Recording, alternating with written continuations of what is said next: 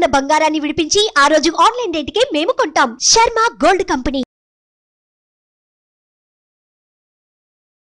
Hi, welcome to our channel. ఈరోజు మనతో పాటు ఉన్నారు భారతీ శంకరపీఠ వ్యవస్థాపకులు శ్రీ అన్నవరపు తిరుపతి మూర్తి అవధాని గారు. నమస్కారం గురువు గారు. ఓం శ్రీ మహాగణాధిపతయే నమః. సరే, ఈ యుగాది తర్వాత నిజంగా అల్లకల్లోలం ఉంటుంది. అసలు ఒకటానికి ఒకటి పొంతన ఉండదు. సత్యనాశనం జరగబోతుంది యుగాది నుంచి అని అంటున్నారు. దీంట్లో వాస్తవం మీద నిజంగానే రాష్ట్రాలు దేశాలు అల్లకల్లోలం కాబోతున్నాయా? విధ్వంసాలు రాబోతున్నాయా? ఎటు చూసినా ముప్పే, దీని నుంచి బయటపడే మార్గం లేదంటున్నారు. సో దీన్ని ఎలా చూడొచ్చు? నిజంగానే అంత పెద్ద ముప్పు పొంచి ఉందా యుగాది నుంచి? యుగాది నుంచి మనకి ఏం జరుగుతుంది అనేటువంటి విషయాలు మనం కొన్ని రోజుల నుంచే కొన్ని వీడియోస్ మనం చెప్పుకోవడం జరిగింది. ప్రాపంచిక విధ్వంసం అని ఎందుకు చెప్పుకోవడం జరిగింది, ఎందుకు చెప్పాలండి ఆ విషయాలు అంటే, రాజు సద్బుద్ధి గలవాడైతే దేశం మొత్తం బాగుంటుంది. మన యోగి గారు లాగా, ఉత్తరప్రదేశ్లో యోగి గారు ఉన్నారు. ఉక్కు పదంతో నక్సలిజాన్ని కానీ టెర్రరిస్ట్ కానీ తొక్కేస్తున్నారు. అలా అంటే సద్బుద్ధి గలవాడైతే ఒక రకంగా బాగుంటుంది. అదే దుర్బుద్ధి, దురాత్ముడు, దుష్టుడు అయితే ఆ ఒక్క వాతావరణం అంతా కూడా అంతకు మించే దారుణంగా ఉంటుంది. ఎందువలన ఈ మాట నేను చెప్పవలసిన పరిస్థితి వచ్చింది అంటే, రేపు కుజుడు రాజు అవుతున్నాడండి. కుజుడు రక్తకారకుడు, రోగకారకుడు, రుణకారకుడు. న్యాయంగా చెప్పాల్సి వస్తే ఆ మూడిట్లని కూడా నిర్వీర్యం చేసేవాడు.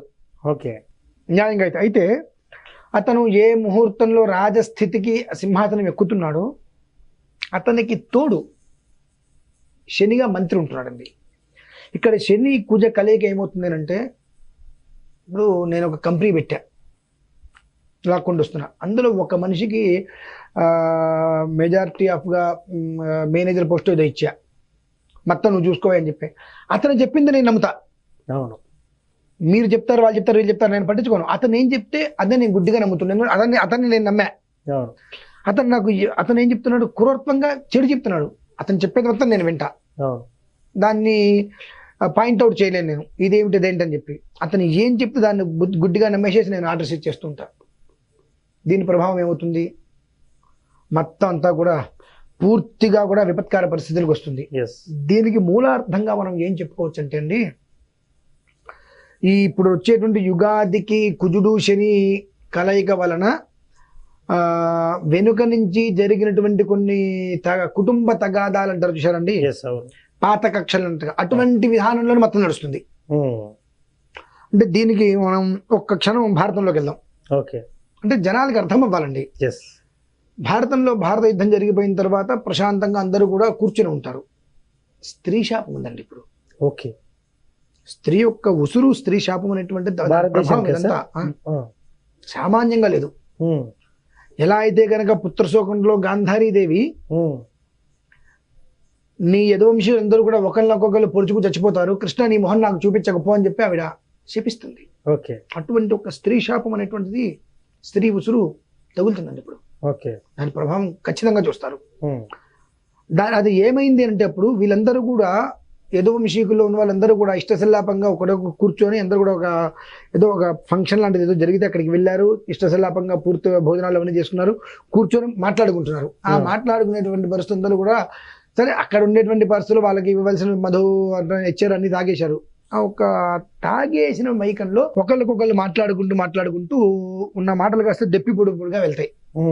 యుద్ధం చేయలేక చేయి తెగి కింద పడిపోయినప్పుడు కదా వాడి తలకాయ నువ్వు తీసేసావు, వీడి నాలికి కోసేసావు అని మాట పెరుగుతుంది. ఆ మాట కాస్త వాగ్యుద్ధానికి, నన్నింత మాట అంటావా అని చెప్పి ఒకళ్ళకొకళ్ళు యదువంశీకులందరూ కూడా అక్కడ ఉన్న 10,000 మంది ఒకళ్ళకొకళ్ళు పొడుచుకు తెచ్చిపోతారండి. అంటే అది ఎవరి శాపం? స్త్రీ శాపం. ఆవిడ ఒక్కడే పెట్టిందని కాదండి, ఎంతమంది స్త్రీలు ఉసురు తగిలి ఉంటుంది. అవును, అంటే ధర్మ విచక్షణ పక్కన పెట్టేద్దాం కాసేపు. ఆ ఒక్క విధానంలో ఇప్పుడు మనకు ఆ ఒక స్త్రీ శాపం అనేటువంటిది, స్త్రీ యొక్క ఉసురు అనేటువంటిది ఆ ప్రపంచానికి మొత్తానికి ఒక రకంగా ఉన్న మన దేశానికి మాత్రం మేఘం అనేటువంటిది ఎలా అయితే ఆకాశాన్ని కమ్మేస్తుందో అలా కమ్మేసే స్థితి ఉంది. దాని నుంచి ఎవరిని కాపాడుకోవాలి? ఒక మనిషి ఏదైనా కాపాడే ప్రయత్నం చేస్తున్నారు అంటే సాధ్యమైనంత వరకు వాడిని నిర్వీర్యం చేయాలి. ఓకే. నేను బాగుపడ్ను, వాడెవరు నన్ను బాగు చేయడానికి? ఎస్. వాడు బాగుంటే నేను ఒప్పుకుంటా అవును. అనే తత్వంలో పూర్తిగా దిగజారిపోయి వెళ్తున్నామండి. ఉగాది నుంచి మనం చూస్తాం చాలా. దాని నుంచి ప్రతి ఒక్క మనిషి బయటపడాలని ఒక ఉద్దేశంతో ఎన్నో రకాల ప్రయత్నాలు ఎంతో మంది చేస్తూనే ఉన్నారు. అవును. సహకారం లేకపోగా తిరస్కారాలు బాగా ఉన్నాయి. ఓకే.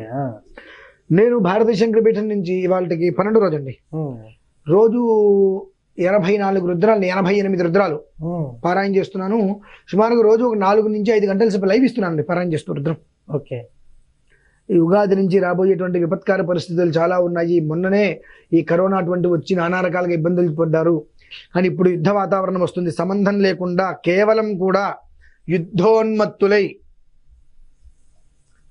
ఆవేశపూరితులు, అల్పబలులు, జ్ఞానం ఏమాత్రం లేకపోవడం కారణం చేత ఈయన ప్రజ్వలిత అగ్ని శిఖా సదృశ సమాన్వితుడైనటువంటి మార్కండేయ మహర్షి వారు చెప్పిన విషయాలండి ఇవన్నీ. కలియుగ విధానంలో కొన్ని వాతావరణ విధానాలు వచ్చినప్పుడు జనాలు ఎలా ఉంటారు ఏమిటి అంటే ఆవేశపూరితులు, అల్పబలులు, లోభగ్రస్త హృదయం మనకు కనిపిస్తూనే ఉన్నాయి కదండి ఇప్పుడు, లేవా? నేను ఇలానే ఉంటా, నాకు నచ్చినట్టు చేస్తా, నువ్వు చెప్తే నేను చేయడం ఎందుకు, అసలు నువ్వెందుకు బాగున్నావు? నువ్వు బాగున్నావు కాబట్టి నీ మీద నేను బురద చల్లాలి. నీ మీద బురద చల్లితే అవతల వ్యక్తి వాటి వరకు నిన్ను అభినందించి ఎవడో బురద చల్లంగానే ఆ బురద మనకు కూడా అంటుకుంటుందేమని ఫీల్ అవుతున్నాడు. అరే వాళ్ళు బురద చల్లాడంటే అవతల వ్యక్తికి జరిగినటువంటి ఇబ్బంది ఏంటి, వాడు ఎందుకు ఇలా చేశాడని ఆరా తీయట్లా మనం. ఒక మనిషికి ఉపయోగకరంగా ఉన్నాడంటే ఏ రకంగా అయినా సరే వాడిని నాశనం చేసేయాలి, మానసికంగా వాడిని దెబ్బ కొట్టాలనేటువంటి ప్రయత్నాలు జరుగుతుంది, చూస్తూనే ఉన్నాం మనం ఇప్పుడు. మరి రాబోయేటువంటి యుగాది నుంచి ఇంతకీ అవి విశృంఖల విజృంభణం జరగవని ఎవరా చెప్పుకుంటాం? అవును. దాని నుంచి కాపాడే ప్రయత్నంగా వాళ్ళకి 12 రోజు అండి మనం చేస్తున్నాం. ఓకే. ప్రతిరోజు సంవత్సరం పాటు దీక్ష పెట్టానండి. 28,000 రుద్రం చేయాలని చెప్పి. ఓకే. ఎవరు ముందుకు వచ్చినా ఎవరు ముందుకు రాకపోయినా 28,000 రుద్రం అనేటువంటిది నేను పూర్తి చేయాలి. తద్వారా కనీస మాత్రం జరిగేటువంటి ఇబ్బందుల నుంచి కొంతమంది అయినా క్షేమంగా బయటపడాలి అనేటువంటిది ఒక ఉద్దేశ్యం. మొదలుపెట్టాను. 12 రోజైంది వాళ్ళ వరకు. దాంట్లో భాగంగానే రేపు గోకర్ణం వెళ్ళినా ఇవన్నీ చేస్తున్నప్పటికీ కూడా ఎందువల్లనంటే నేను ఇక్కడే పుట్టాగా, భూమి మీదకి కొంతకాలం నేను అద్దెకి ఉండడానికి వచ్చా. ఓకే.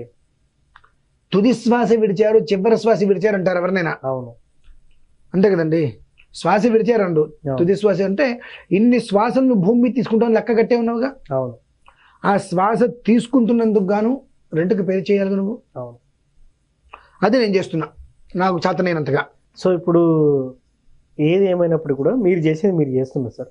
మామూలుగా ఇంట్లో ఉండే వాళ్ళు ఏం చేసుకోవాలంటే ఈశ్వరారాధన చేసుకోవడమేనండి, అంతే.